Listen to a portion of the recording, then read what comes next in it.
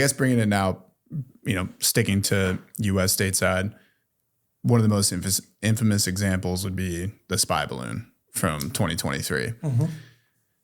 Honestly, although that hit, the news cycle for a week straight, we saw it get blown out of the sky. It was constantly talked about.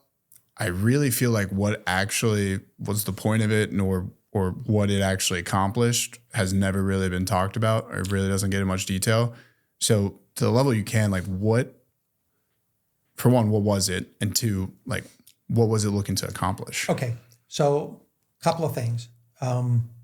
First off, the fact it was never really disclosed, I think, is insulting to American democracy, because Congress asked for that. They're the elected representatives of the people. The administration wouldn't reveal it. Mm-hmm. And the reason the administration wouldn't reveal it is because it didn't want a public reaction against China. So you're really doing China's work by hiding China. You're helping them hide behind this, from what they've done, not releasing data. I think that's, someone in Congress once told me, if you're lying to the American public, you probably shouldn't be doing what you're doing. Mm-hmm. Okay. And that's the Biden administration. I hope the Trump administration will release that more than they have.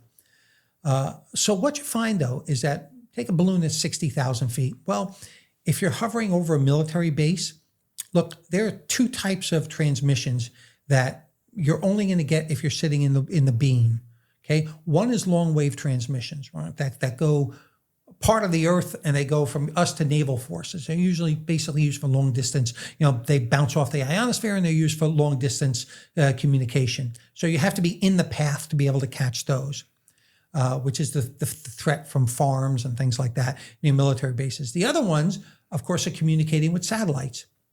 You don't know what we're communicating to our satellites, the ones overhead, because you're not within the beam. You're not within the transmission beam. You park a balloon over there, you are in the transmission beam. So you can collect, at a minimum, the communications between our space assets and our ground assets, and our bases. In that role, you can communicate, you can collect the transmissions that are going for long wave transmissions, right? Out to sea for commands and things like that. Atmospheric levels, okay? The different sort of levels or layers of atmosphere, densities, humidity, things like that. You actually need that for missiles, mm-hmm. right? So you collect that so that you can calibrate your missiles to be effective in coming through those atmospherics. So number two. Number three, high resolution imaging. You can take pictures from a satellite, but there's no way a satellite's going to get a high resolution imaging of things like critical infrastructure, power plants, electric plants. And I'll point out that guys were just arrested in the Philippines. Chinese were just arrested in the Philippines for doing that, for imaging and collecting against critical infrastructure in the country. Okay, so you have number three, the collect against critical infrastructure or military facilities, the same way with high resolution imagery. Number four, 60,000 feet. If you drop off a drone, an unmanned drone, you're looking at about, assuming a 10-to-1 glide ratio, drop ratio, you're looking at about 110 miles that a glider could go. So let's say you dump off half a dozen gliders, which are designed to transmit, they pick up emissions from a nuclear plant, mm-hmm. or they pick up emissions from some factory that's producing something for the military, right? And the glider collects those things, and when a Chinese satellite passes, beams them up. And that's what espionage is like. Yeah. So it's I would have done it if I was them. That's exactly what I would have done. And and then go hunt down the gliders. Have a good time finding it. Mm-hmm. Were you surprised about how almost blatant they were with the balloon? Yeah, strikingly surprised. I couldn't believe it. I was really shocked, and particularly on the eve of the Secretary of State visiting. What the heck? You've got to be kidding me!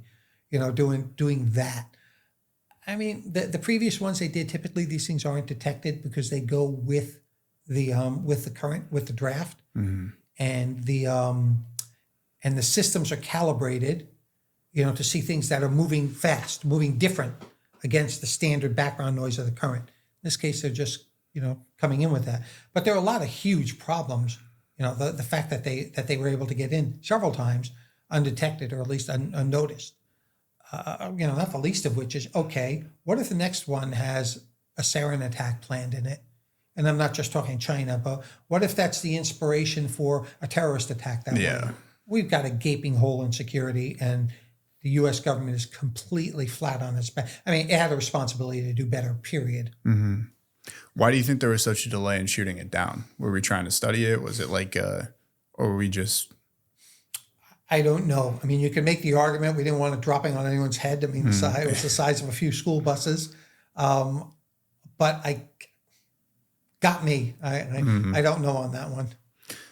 So let's continue into the recruitment process and motivations and kind of highlighting with mice versus beware. You highlighted beware within the book, which actually I thought was such an interesting way to establish it, because mice, previous CIA operatives we've had on the podcast have highlighted that as well. It's something that's pretty fundamental to espionage, but it's definitely just like with AI, just like with all the aspects, the way espionage is conducted and recruitment's done is evolving. So can you maybe key those differences? So MICE is the acronym that's typically used, not only in the U.S., but every English-speaking intel service is money,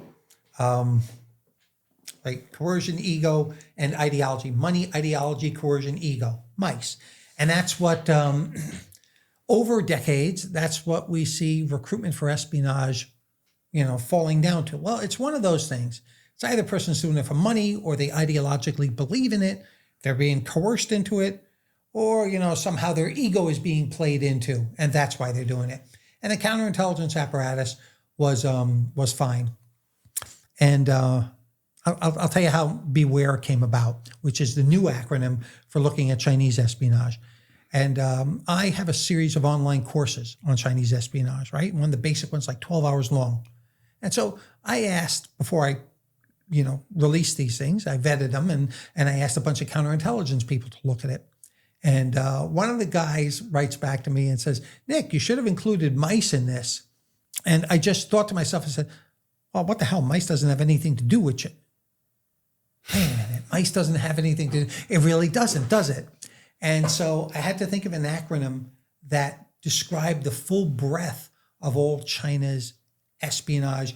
Let's call it espionage with a little e, okay? Not just 18 USC 790 series stealing secrets, right? But their economic espionage, their covert action that they conduct, covert influence, all those things across the board. And I came up with the acronym BEWARE, which is business, that they first use business to entice people to can do commercial or economic espionage, ethno-nationalism,